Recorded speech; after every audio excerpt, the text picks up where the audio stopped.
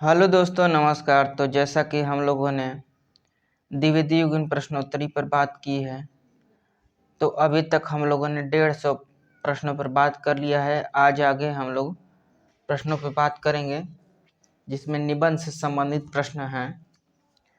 तो आइए हम लोग देखते हैं 151 नंबर प्रश्न।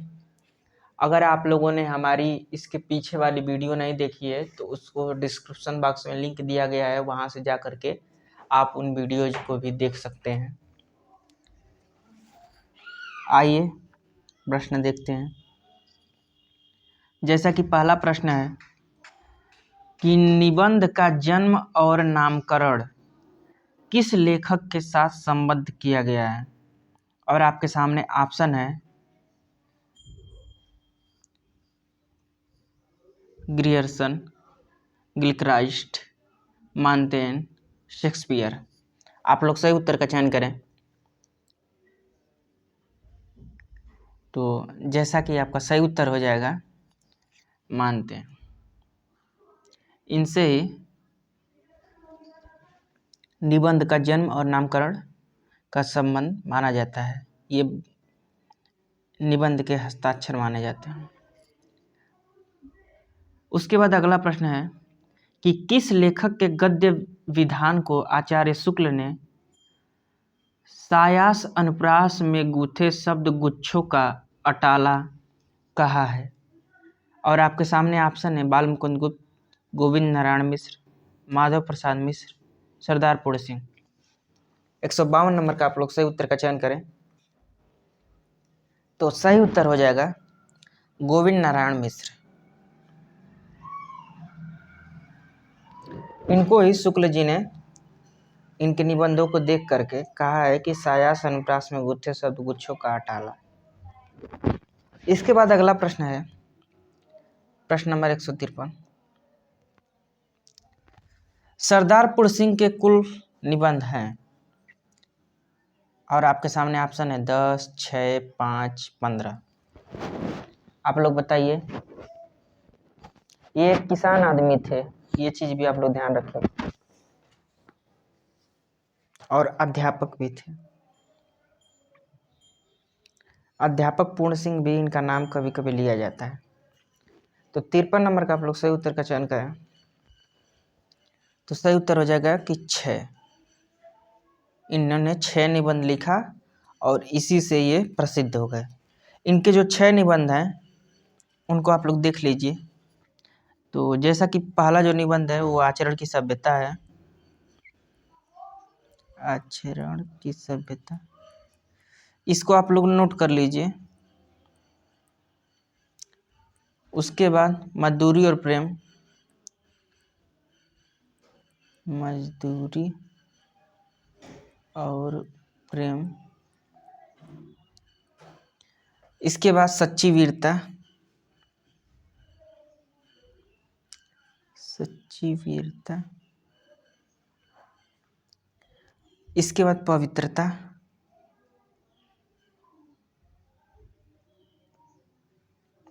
और ये आपके लिए ये भी महत्वपूर्ण इसलिए होगा कि कभी कभी क्वेश्चन इस तरह पूछ देता है कि निम्नलिखित में से कौन सा निबंध सरदार पूर्ण सिंह का नहीं है। तो 6 ही निबंध है, तो इसलिए लोग इसको ज्यादातर याद कर लेते हैं। अगला है कन्यादान। और जो अंतिम है वो है अमेरिका का मस्त कवि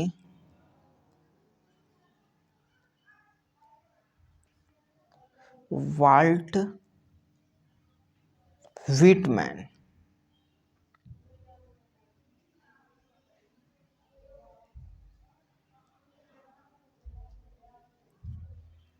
तो आप लोग ये 6 नाम याद कर लीजिए।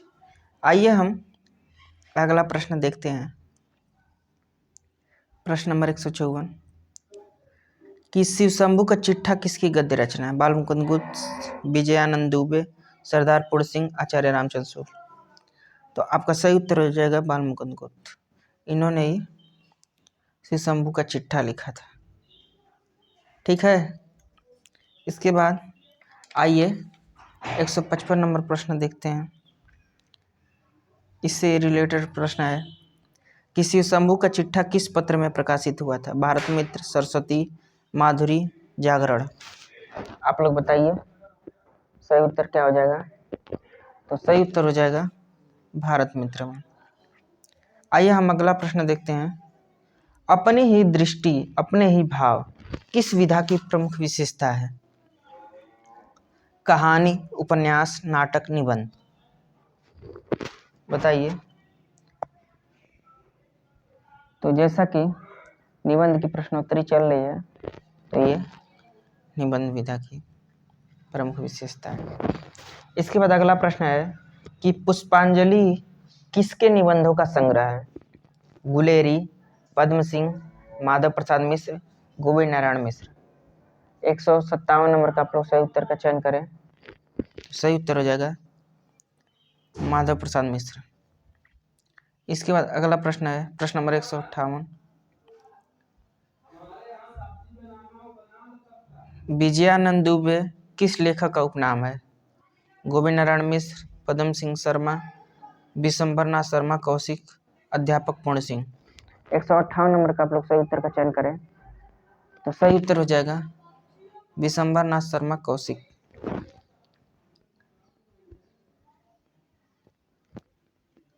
आइए हम अगला प्रश्न देखते हैं प्रश्न नंबर 159। शिव शंभू का चिट्ठा व्यंग लेख किसको आधार बनाकर लिखा गया है? ये बहुत ही इम्पोर्टेंट प्रश्न हो जाएगा और ये प्रश्न यूजीसी नेट में भी पूछा गया था, तो इसको आपको ध्यान देना है। आपके सामने ऑप्शन है Shiv Singh Sengar, Lord Hardinge, Mahavir Prasad Dwivedi, Lord Curzon. 159 का आप लोग सही उत्तर का चयन करें, तो आपका सही उत्तर हो जाएगा लॉर्ड कर्जन।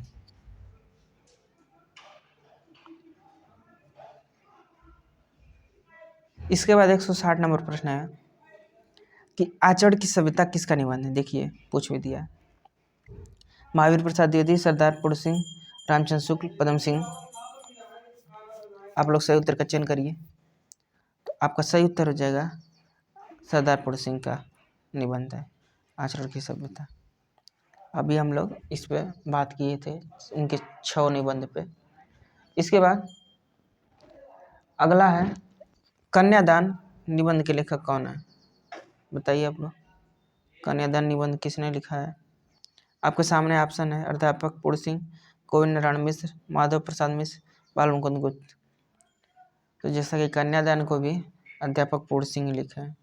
देखिए अध्यापक पूर्ण सिंह आए, सरदार पूर्ण सिंह आए, तो कन्फ्यूज मत होइएगा, इन्हीं का वो नाम है। इसके बाद अगला प्रश्न है प्रश्न नंबर 162। सुतापराधे जनकस्य दंड निबंध के लेखक हैं कृष्ण बिहारी मिश्र, पदम सिंह शर्मा, श्याम सुंदर दास, महावीर प्रसाद द्विवेदी।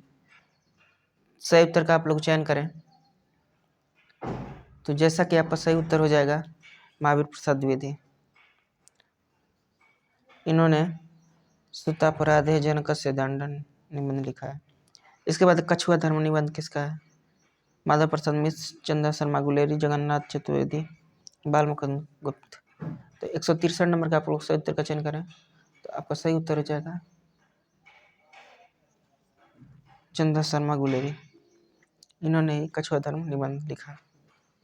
इसके बाद अगला प्रश्न है कि तुलनात्मक आलोचना के लिए निम्न में से कौन से निबंधकार प्रसिद्ध हैं? बताइए तुलनात्मक आलोचना के लिए कौन प्रसिद्ध है? बाल मुकुंद गुप्त, सुखदेव बिहारी मिश्र, पदम सिंह शर्मा, श्याम बिहारी मिश्र। 164 नंबर का आप लोग सही उत्तर का चयन करें, तो सही उत्तर हो जाएगा पदम सिंह शर्मा। इन्होंने तुलनात्मक निबंध लिखना प्रारंभ किया था, जिसमें बिहारी और शादी को लेकर के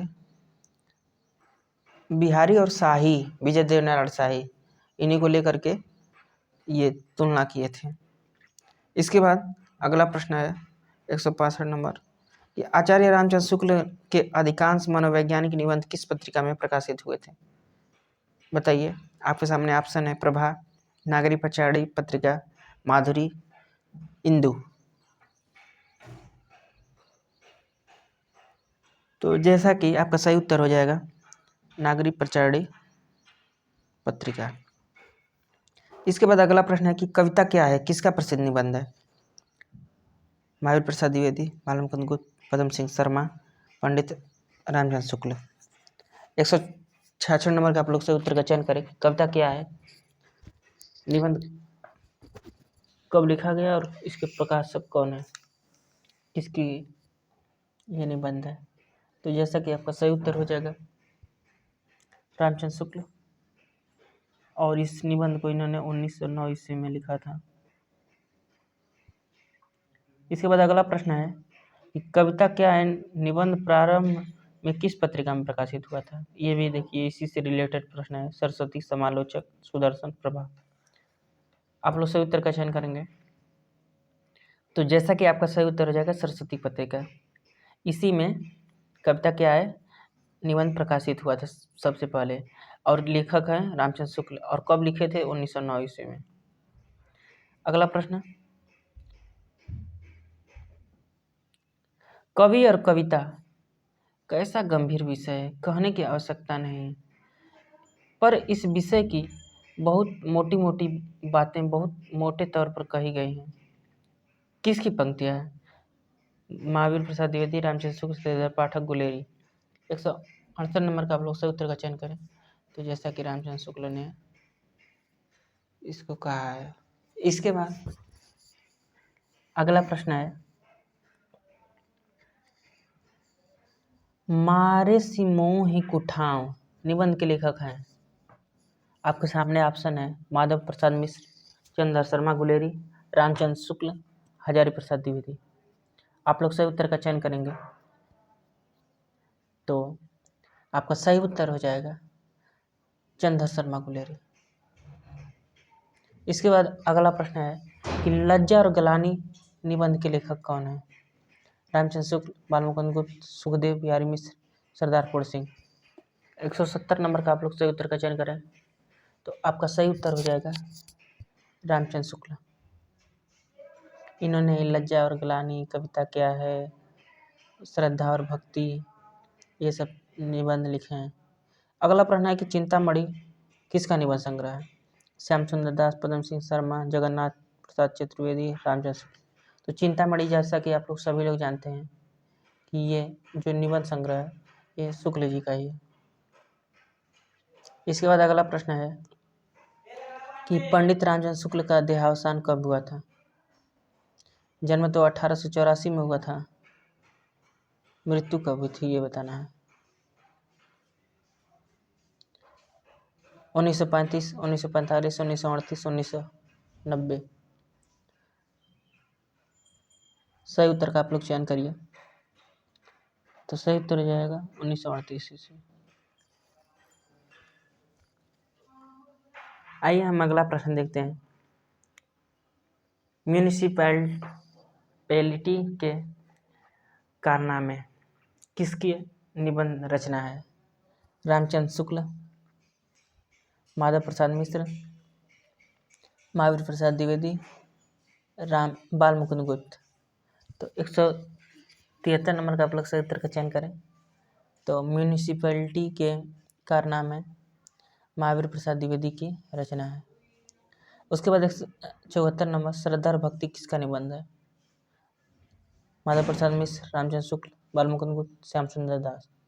तो श्रद्धा और भक्ति निबंध भी आपके शुक्ल जी ही लिखे हैं, तो इसलिए आपका सही उत्तर हो जाएगा रामचंद्र शुक्ल। इसके बाद अगला प्रश्न है कि मधुरी और प्रेम निबंध किसका है? अध्यापक पूर्ण सिंह, पंडित रामचंद्र शुक्ल, माधव प्रसाद मिश्र, श्याम सुंदर दास। तो 175 नंबर का आपका सही उत्तर हो जाएगा अध्यापक पूर्ण सिंह। इसके बाद अगला प्रश्न है तुलनात्मक आलोचना का प्रवर्तन किससे माना जाता है? देखिए अभी पूछा गया था तुलनात्मक के लिए कौन प्रसिद्ध है, अब पूछा गया किसका प्रवर्तन किससे माना जाता है। मिश्र बंधु, रामचंद्र शुक्ल, माधव प्रसाद मिश्र, पद्म सिंह शर्मा। 176 नंबर का आप लोग सही उत्तर का चयन करें। तो पद्म सिंह शर्मा से माना जाता है। बिहारी और विजय देवनारायण शाही को लेकर के इन्होंने ये तुलनात्मक आलोचना की थी। इसके बाद अगला प्रश्न है कि समालोचना समुच्चय किसकी रचना है? मिश्र बंधु, महावीर प्रसाद द्विवेदी, हरिऔध, श्याम सुंदर दास। तो 177 नंबर का आप लोग सही उत्तर का चयन करें तो आपका सही उत्तर हो जाएगा महावीर प्रसाद द्विवेदी।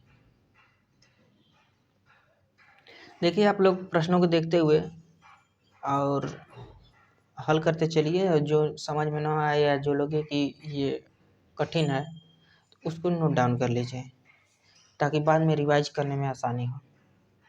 इसके बाद अगला प्रश्न है कि हिंदी भाषा की उत्पत्ति रचना के लेखक हैं श्रीधर पाठक, पद्म सिंह शर्मा, महावीर प्रसाद द्विवेदी, बाल मुकुंद गुप्त। 178 नंबर का आप लोग सही उत्तर का चयन करें तो आपका सही उत्तर हो जाएगा महावीर प्रसाद द्विवेदी। इसके बाद अगला प्रश्न है कि तुलसीदास और उनकी कविता किसकी रचना है? रामनारायण त्रिपाठी, रामचंद्र शुक्ल, श्रीधर पाठक, सुखदेव बिहारी मिश्र। 179 नंबर का आप लोग सही उत्तर का चयन करें तो जैसा कि आपका सही उत्तर हो जाएगा रामनारायण त्रिपाठी। इसके बाद 180 नंबर प्रद्युम्न वियोग विजय व्यायोग नाटक के रचनाकार हैं मैथिली शरण गुप्त, श्रीधर पाठक, हरिऔध, महावीर प्रसाद द्विवेदी।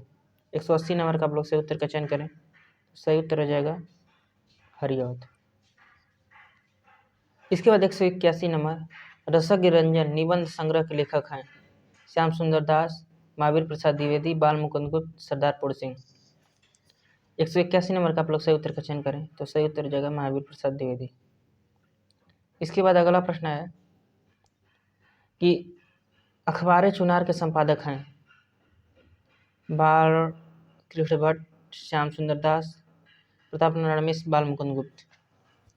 182 नंबर का आप लोग सही उत्तर का चयन करें तो अखबार चुनार जैसा कि संपादन कार्य इसका बाल मुकुंद गुप्त जी ने किया था, और ये जो पत्रिका थी वो 1866 ईस्वी में निकलती थी चुनार से, चुनार।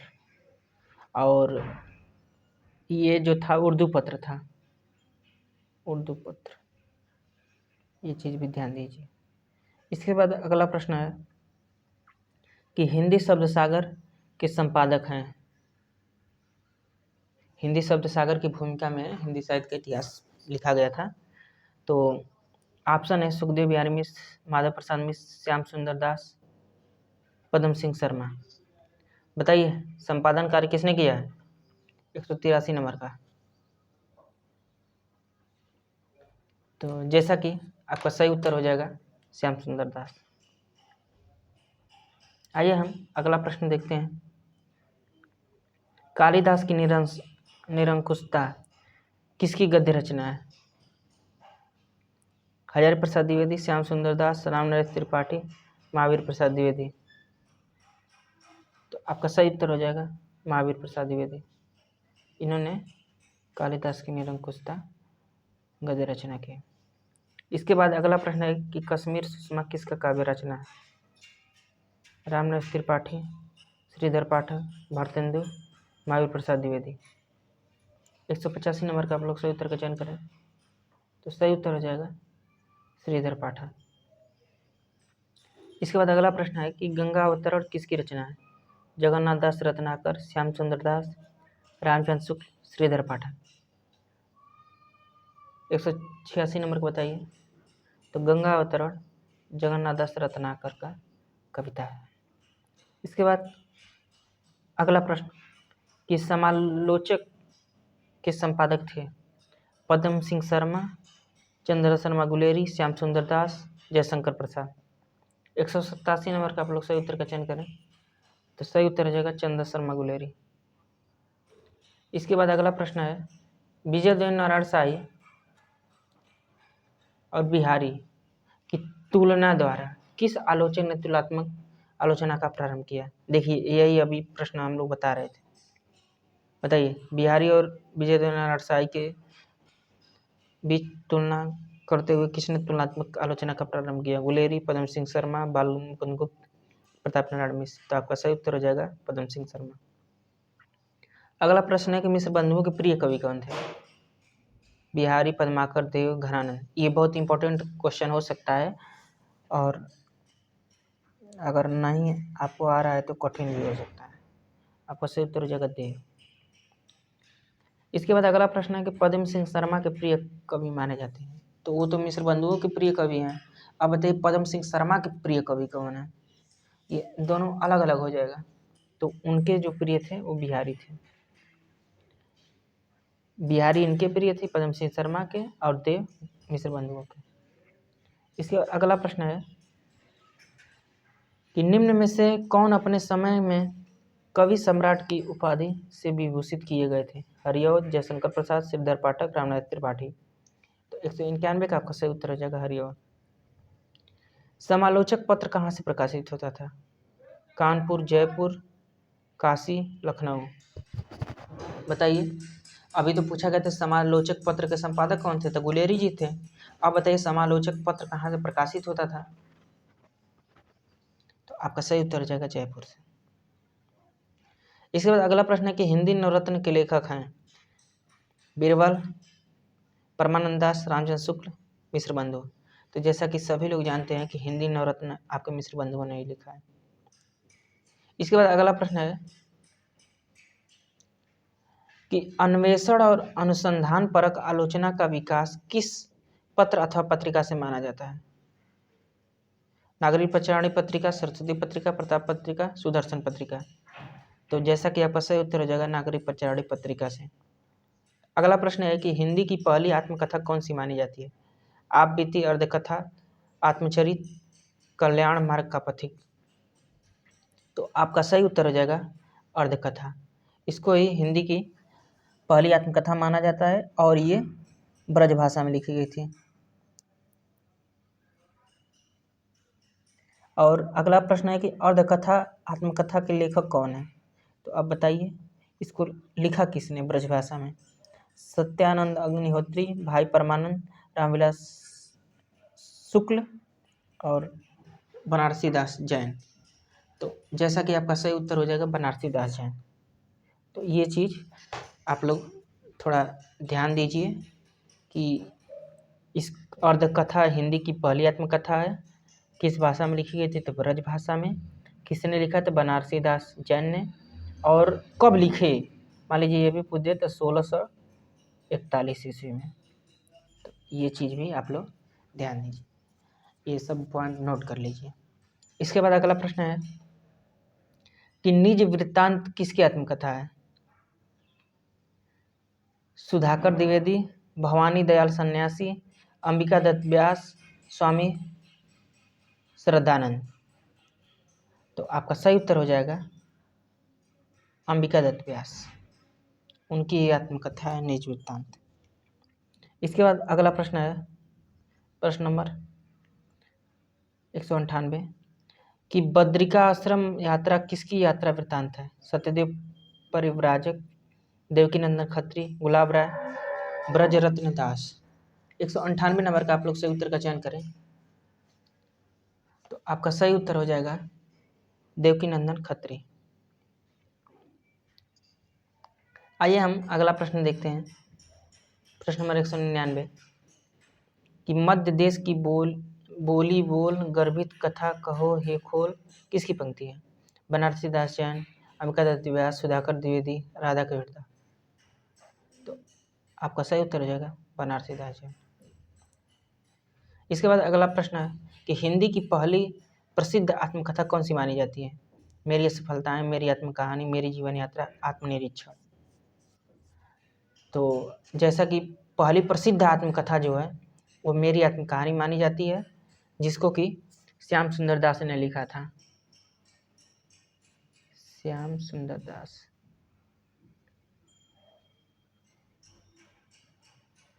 और कब लिखे थे? तो ये लिखे थे 1941 ईस्वी में। जैसा कि 1641 ईस्वी में अर्धकथा लिखी गई थी और उसके जस्ट 300 साल बाद सबसे प्रसिद्ध आत्मकथा हिंदी की मेरी आत्मकहानी लिखी। तो वैसे तो 50 प्रश्न हम लोगों का पूरा हो गया, लेकिन कुछ और प्रश्न हैं उसको हम लोग देख लेते हैं। और 10-12 प्रश्न बस देख लीजिए इसको भी। यूरोप के पत्र किसका पत्र साहित्य है?